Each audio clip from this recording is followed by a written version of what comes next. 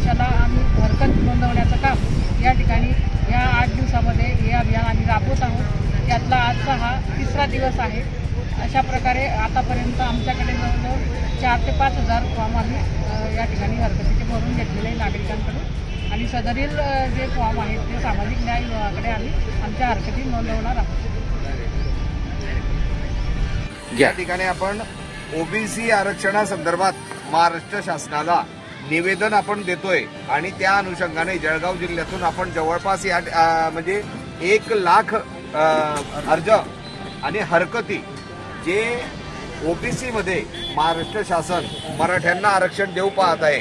तर आमचं म्हणणं असं आहे की मराठ्यांना आरक्षण नक्की द्यावं, पण ओबीसी आरक्षणाला हात न लावता धक्का न लावता शासन कुणाला काय देणार ते आम्ही नाही पाहणार, पण आमच्या हक्काचे जर कोणी ओढणार तर त्याला आम्ही नाही सोडणार।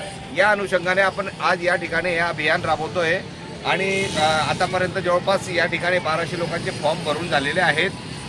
आपल्या या कार्यक्रमामध्ये राष्ट्रीय उपाध्यक्ष शिंपी समाजाचे शिवाजीराव शिंपी, जळगाव शहर शिंपी समाजाचे अध्यक्ष चंद्रकांतजी जगताप, आपल्या ओबीसी महासंघाच्या आदरणीय निवेदिताताई ताठे, किशोर भाऊ निकुम, मी स्वतः अखिल भारतीय मध्यवर्ती संस्थेचे सहसचिव संजय जगताप, तसेच